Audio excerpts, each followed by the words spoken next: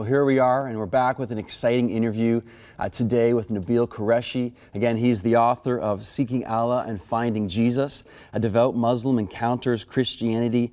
And I am really eager for Nabeel, for you to have your story share with our viewers today. And by the way, welcome. Thanks for being here today. Thank you so much, Robbie. It's a privilege. Yeah, I'm so glad. And I have gotten to know you a little bit over the past couple of weeks as I've researched your story, read, and really like your entire book here. And delighted for our people to, again, hear and then be so encouraged with what has happened in your life for the sake of Jesus Christ and the gospel. Maybe we start with, tell the viewers a little bit about your background. You grew up in a devout Muslim and very loving American home. Tell us about that. Yeah, well, my parents are from Pakistan. I was born and raised in the States. And being that they're from Pakistan, it was their desire to raise a devout Muslim child here in the States. So growing up, I learned how to pray the 5 daily prayers, prayed them regularly. By the age of 5, I had memorized the last 7 chapters of the Quran and recited those regularly in my 5 daily prayers. And I actually finished the entire Quran recitation in Arabic by the age of 5. So it was a very devout Muslim life. But my parents also came with some presuppositions about the West. They see the immorality, they see the way people commit adultery, and they see things on TV and the immodest dress, and they impute all of that to Christianity because they see the West as a Christian area. So not only was it me practicing Islam, but they had also kind of taught me to defend myself against Christianity. And that's a common thing for Muslims around the world to come to the West with. And so growing up then, I was a devout Muslim, yes, but I was also trained with arguments to challenge and respond to the gospel. How did that affect your childhood then growing up compared to like other American kids? You've kind of spoken that a little bit, but just flesh that out a little bit more. Well, you know, what I really noticed was for us, Islam was our identity.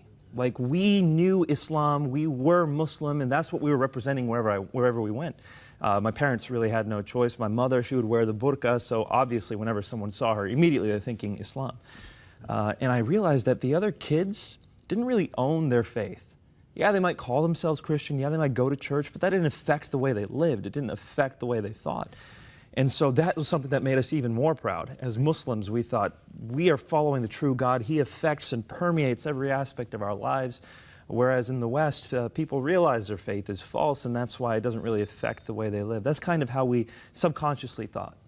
So then for your whole childhood, this is how you were brought up, this is your thinking, these were your convictions. Again, this was your identity, which really stuck with me as well. But there was one particular friendship that you developed, and maybe you can tell us what age that was and how that over time started to introduce you to Christianity. Absolutely. It was something I did regularly. Was I would challenge people on the gospel. Friends would say to me, Nabeel, do you know Jesus? And of course, Muslims have a very developed view of Jesus. They believe he's the Messiah. They believe that he's a miracle-working man. He's sinless. Muslims believe Jesus is going to come back at the end of times. And so I would have a script ready to give, and I would challenge people on their view of Jesus. And by the way, how did Christians generally do when you did challenge them on their faith? Miserably. What I realized very early on was that even the slightest challenge on the Bible, on the reliability or the compilation of the Bible, or on Jesus' deity, or on the Trinity especially, no one really knew more than just enough to say what they were told to say. They didn't really know why they believed what they believed, didn't know how to defend it. And so as part of me honoring Islam, I would challenge Christians. Because you see, Muslims see the Trinity as polytheism, and that's offensive to Muslims. And so in so challenging one specific Christian, for the first time, and this is when I was a freshman in college, for the first time someone was able to actually respond to my challenge. And I realized this guy not only knows some information about his faith, but he actually cares about his faith. And so we developed this friendship that resulted from me challenging him on the Bible. And that's how I began to get introduced to the power and truth of the gospel. His name was David, is that right? And I love about in your book how you talk about David was loving to you, patient with you, became a friend to you, which meant so much to you. It wasn't just this all just about this one conversation. There was more of the heart of Christ behind that. Maybe talk about that a little bit. Yeah, I really do think that, well, I believe what Jesus says. Jesus says that unless you're willing to pick up your cross and follow me, you are not worthy of me. So the gospel is not just, hey, do you want to be saved? Hey, do you want to live a better life? It's, are you ready to die for the sake of this message? And that's something that requires someone to lay down their life. Now, if I'm telling someone, hey, lay down your life, but they don't know they can trust me, why would they ever listen to me? You need to have a relationship with someone when you're sharing the gospel with them, if they're going to hear it. Now, of course, I'm not saying that street preaching doesn't work. I've preached on the side of the street too, and that does work at times. But by far and away, the most powerful way to share the gospel is through relationships. Right. So through this friendship and relationship with this man, David, you were driven to a point of really just a decision between Islam and Christianity. Tell us about how that happened and what happened. For a Muslim raised in the West, devout Muslims, a lot of it has to do with apologetics and with truth. What is the truth? Islam very clearly denies some things about Jesus. Yes, Jesus is miracle working, He's the Messiah, but it denies that He ever died on the cross. It denies that He ever claimed to be God. And if He never died on the cross, how did He rise from the dead? So Islam denies the death, deity, and resurrection of Jesus. Well, according to Paul, what do you need to believe in order to be saved? If you confess with your mouth that Jesus is Lord, so the deity, and believe in your heart that God raised Him from the dead, you will be saved. The very three things Islam denies, you have to believe in order to be saved. And so for me, it was a matter of trying to prove that those things didn't happen in order to establish the case for Islam. Well, as I was trying to disprove those things, I realized the evidence for Jesus' death, deity, and resurrection was very strong. So that must have been difficult for you again in your devout faith at the time, and all of a sudden some restlessness began? It wasn't overnight. It took years for me to see this evidence and for it to compile and for the tectonic shifts to happen in my mind. And when I realized the evidence was strong, then I turned my eyes to Islam and I said, how strong is the evidence for Islam? And to my shock, it was far weaker. When I leveled the same criticisms I had leveled on Christianity on Islam, the foundation fell apart. And so that's when it became a matter between me and God of actually asking Him to show me the truth.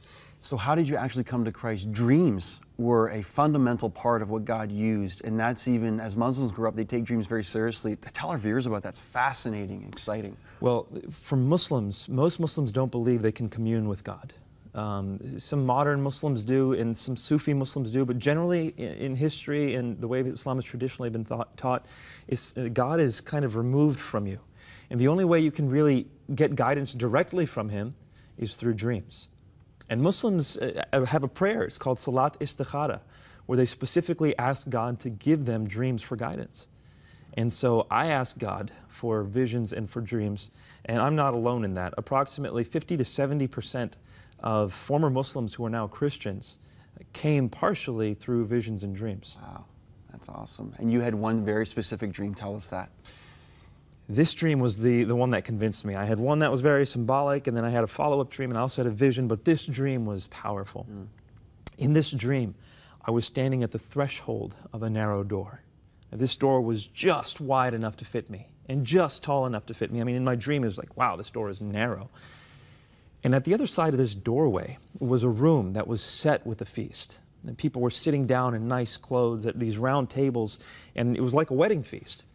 And I knew in my dream that that room was heaven. I wanted to get into that room, but I couldn't, because at the other end of the doorway was my friend David. Now, he wasn't blocking me per se, he was looking forward. In fact, all the people in the room were looking forward, waiting for the owner or the speaker to come and start the event. But I couldn't get in because he was blocking the way, and so I looked at him and I said, David, I thought we were going to eat together. And he says, you haven't responded. And in the dream, right there, I knew I needed to respond to the invitation David was giving me in order to come into heaven. But this is where it got crazy. When I woke up, I told my friend David the dream. And he said, Nabil, this dream is so clear. Just go to Luke chapter 13. And I went to Luke 13 for the first time. I had never been to Luke 13 before. And when I opened it up, there was a section there that was titled, The Narrow Door. And when I saw it, my heart just stopped. I bet it did, yeah. And I'm going to paraphrase it. Basically what it says is Jesus was going through the towns and villages preaching the good news. And the disciples said, Lord, are many going to be saved? And He said, make every effort to enter through that narrow door, because many will try and few will be able. And you will see people sitting inside at the feast of the kingdom of heaven. Make every effort to enter before the owner comes and closes that door. And so I knew that God had given me a dream straight out of the Bible. And He placed me inside a parable, showed me exactly where I was. And He left my decision up to me. It was very clear for me at that point what I needed to do.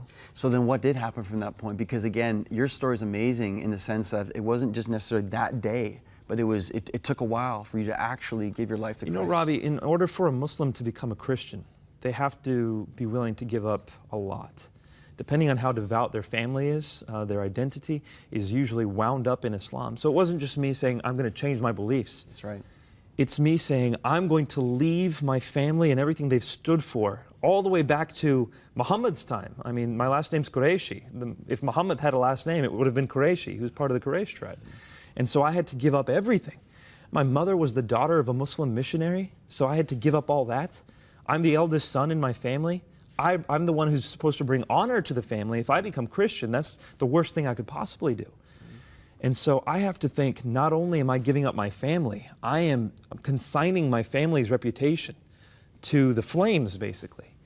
And so it was something that I needed a lot of time to wrestle through and to pray through. And I asked God to comfort me through it. And it was when I read His Word that I received the promises of God, Mark 10:29. Yes. And also the encouragement from God to go ahead and make. And you went through a whole time of mourning in this too. And I remember you came to Matthew chapter 5 and the Beatitudes, and blessed are those who mourn, for they shall be comforted. It's beautiful. And so that was one of the turning points as well, I wasn't can't it? tell you how beautiful that message was. You know, in the Quran, there's nothing that says I'm giving you comfort if you're hurting. The Quran says, do this, do that, do this, do that. But there in the Bible, blessed are those who mourn, for they shall be comforted. Wow. It was like my heart was just electrified into life when I read that, and my life has never been the same. Wow, I love that. And even now today, you are now serving with Rev. Zechariah's International Ministries, and now you're an apologist, speaking about the gospel and defending the Christian faith to those who oppose it. Tell us a little bit about that, maybe if you want to. Well, for me, it's a matter of sharing the truth and beauty and transformative power of the gospel. I mean, this message changes everything. If God came into this world to take our sins, that means He loves us. It loves us even though we sin against Him. And then He takes a look at us. While He's on the cross, bleeding and dying for us, the words we should remember are, as I have loved you, so love one another. That's the call we're given as Christians. He's given us everything we need in this life and this afterlife, so all we have to do is follow Him and pour ourselves out for the sake of those around us. And that transformative life is the message of the gospel. There's nothing like it. Amen. That is so encouraging to me, and I know for our viewers here right now. And I just love when the Lord had you in a place where you were defending the Muslim faith against Christians who could not. Now God has transformed you, and now you are defending the gospel for those, again, who need to find the answers. And it's a privilege to do so. Nabil Qureshi, again, with us right now. I'm so excited. Again, the author of Seeking Allah, Finding Jesus, and his encounter with the Christian gospel. This book is available on our e-store, and I hope you've been encouraged as I have been as well, and desiring to learn more and be encouraged. Nabil, again, thank you so much for being with us today. Thank you so much, Robbie. What a blessing. My pleasure.